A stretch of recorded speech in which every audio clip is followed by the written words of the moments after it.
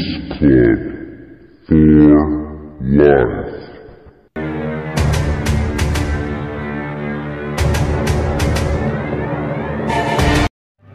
Yo, what it do? It's your boy Percy. It is, what's today's date? I don't know today's date. 30th. The 30th. Today, December 30th, 2017, and we're back with another deck profile. It is my boy Josh. He played Pure Zoo today. Yeah, I wanted to do a little throwback here. And I was just tired of playing Pendulum Magician and Spiral, so I was like, okay, I'll play Zoo. Yeah. But yeah, so let's get to it. What we got first, brother? So for the Zoo engine, we got one rat.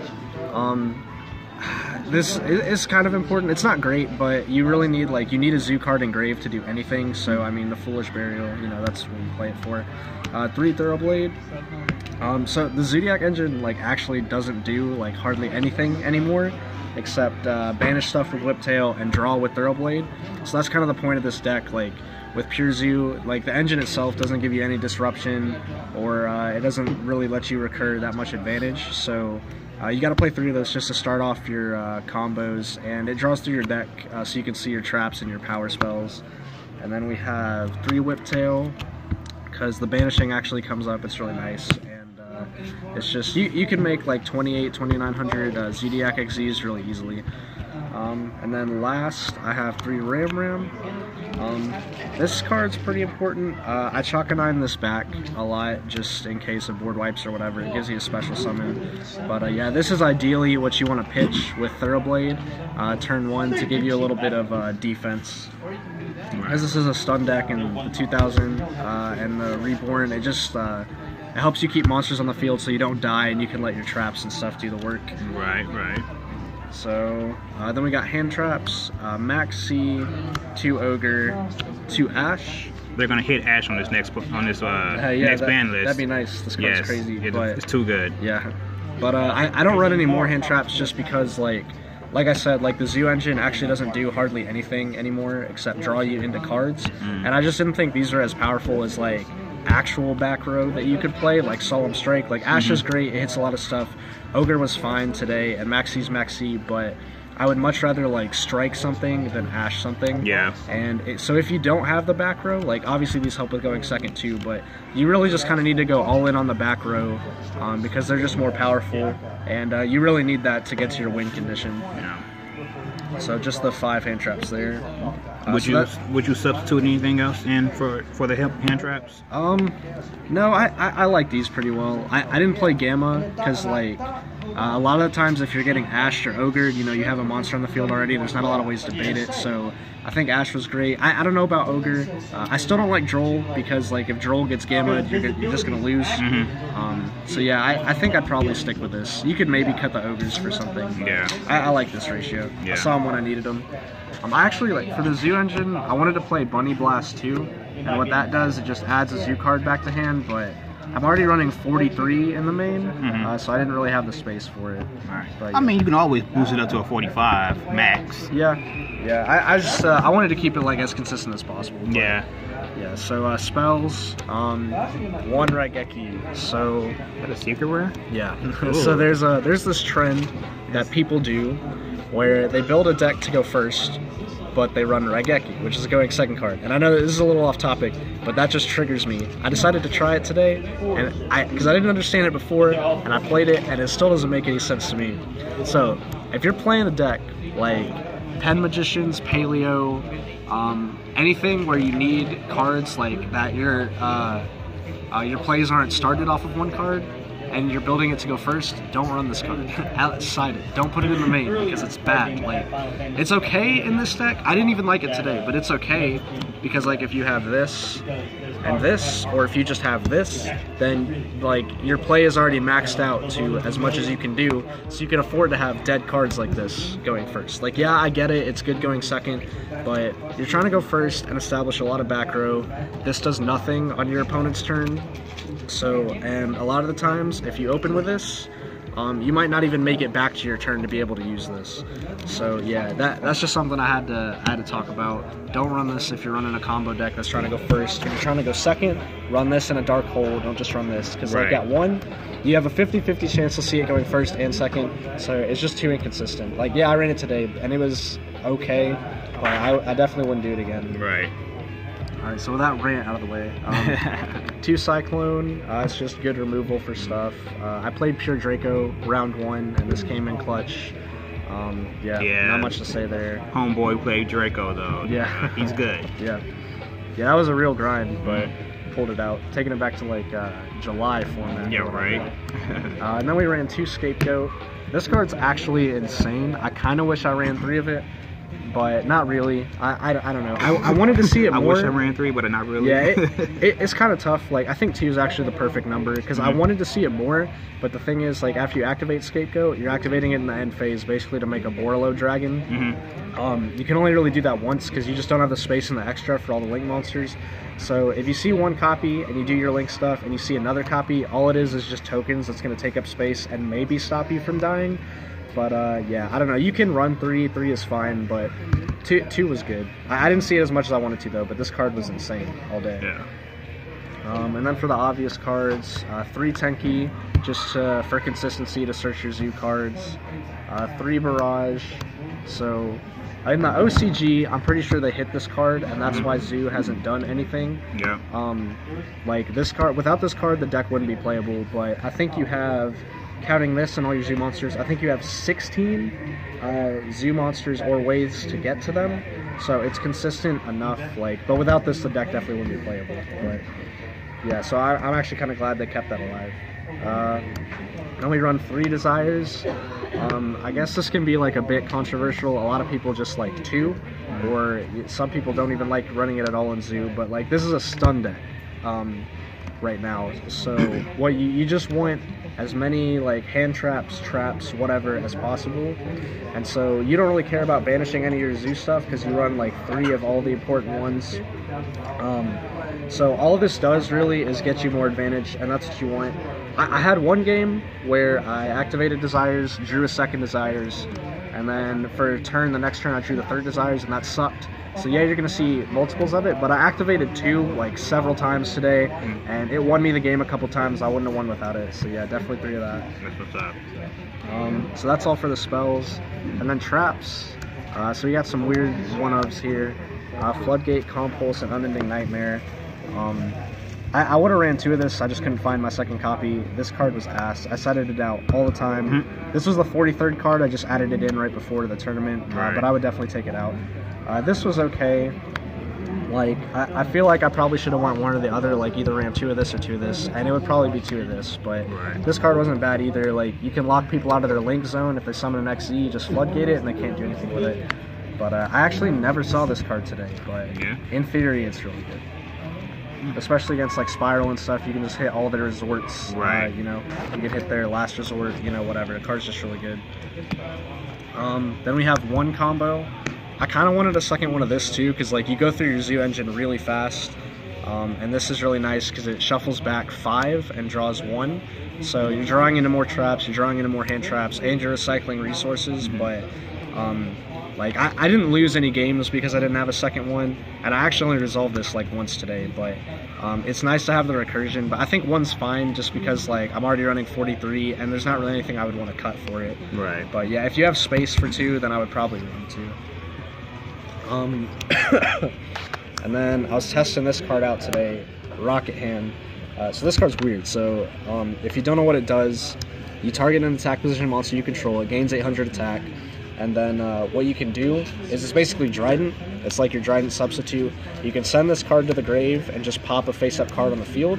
So I would like go do my zoo stuff, activate this in the standby phase and equip, and then if they try to do anything, you send this to the grave, pop it, just like Trident. The only thing is though, it'll reduce the monster's attack to 0, but you don't care about that too much because you're usually using it on like an XZ monster, and you're just going to overlay on it next turn anyway, so that's negligible. But this card was pretty good.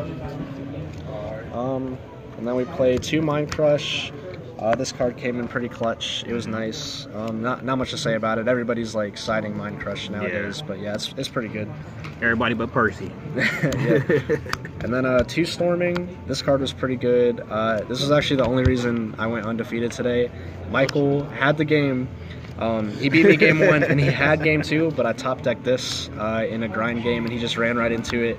And it was kind of over after that. If I hadn't had this, he would have won. But this card's alright. Like, not many people run Battle Traps because people are just going to pop it like before then. But in this deck, you do your Zoo stuff. You usually have an XZ monster, a Zoo monster, like a Ram, and then like my standard opening was like 3 back row, and if it was really good, it'd be 4 back row, or maybe even 5. So the chances that they're going to hit this are pretty slim. And I definitely think this is the best Mirror Force to play. Because it'll get around like Last Resort protecting Sleeper. So that's why you don't want to run regular Mirror Force, because it's not going to be destroyed. You can't run Drowning because you're always going to have a monster on the field. I don't like Quaking because it only flips stuff face down and you can't flip Links face down. So I think this is the best one. Yeah. But yeah, it was pretty good all day. I would actually leave this in going second a lot. Like going first, I would side in a ton all day. Like I'd side these out, I'd side these out. But towel over here in their bag. Got a towel over her bag. So yeah. But yeah, so I would leave this in going second. It was really good all day. And then last traps, we got the Solemn Brigade, triple strike and a warning. These seal games for you. Like if you open like 2 of these, your Zoo stuff, and then I don't know, like a Mind Crush or whatever, like you pretty much win. Like your opponent's not gonna be able to play through that, and you can actually do a lot of damage. It's a lot harder to like get 8,000 on the board in one turn now.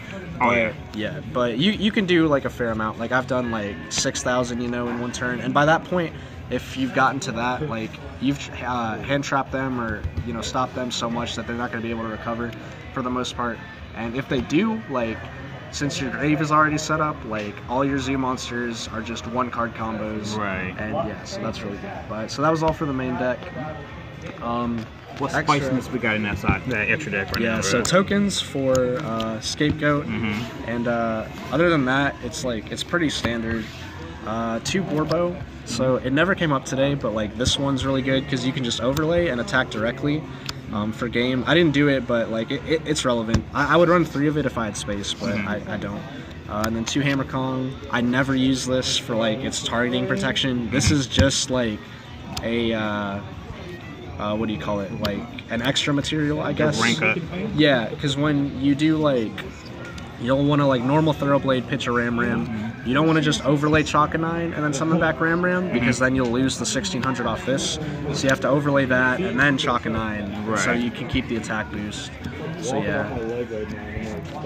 If you don't want to run like the Scapegoat and Link package, you could get away just running 3/3 and then 3 Chalk-a-9, 3 Tiger Mortar, and then like 3 Mrs. Radiant. That's totally fine. But yeah. I just felt like I wanted Scapegoat because like I like summoning big monsters. Exactly. And yeah. Zoodiac. We all do. Yeah. The engine's just like really weak, like I said. So I just wanted like a Borlo Dragon or something I could summon to out stuff. But yeah, 3 Chalk-a-9. I go through 3 of this pretty much every game. Yeah. 3 Tiger. Same with this. Like I hardly have anything in the extra deck after I'm done usually, but this brings back stuff. You can make Mrs. Radiant. This re-equips. This is like your main damage dealer. But yeah, standard stuff there. And then for the Link package, we play 2 Link Spider, 2 Mrs. Radiant, and Borderload. So when you activate Scapegoat at end phase, you get the 4 tokens. There's a couple things you can do. You can go Mrs. Radiant, and then do Zoo stuff. So the boosts stack. So boost by 500, boost by 500. So you can OTK people with that. If like, I don't know, you strike them and warning them, and then Scapegoat end phase, do all this and kill them. You can do that in one turn. Or you can make 1 Mrs. Radiant, and then you have 2 tokens, and you can go Link Spider, and then just sack them all for Warload, which I did a couple times, because this card's just insane. But yeah. I would probably play like a 3rd Mrs. Radiant if I had space, but like I said, I wanted to fit these in, so didn't have the space for that. So that's all for the extra. And then side, double Time Maiden, double Zaphion, because I knew there was going to be pure Draco here. I actually never saw these, but they were good in theory. Triple Kaiju, again, just for pure Draco, and I knew there was going to be some ABC here today too, so that means that. 2 system down for ABC. Not much to say there. Triple, Twin Twister, Draco, Pendulum Magicians, you know, whatever you want. And just because we hate back row. Yeah, just really generic. I would definitely change the side deck up for like a regional. It's just, I know the meta here at the locals. Yeah. That's why it's like this. Yeah. Then Until next week. Yeah.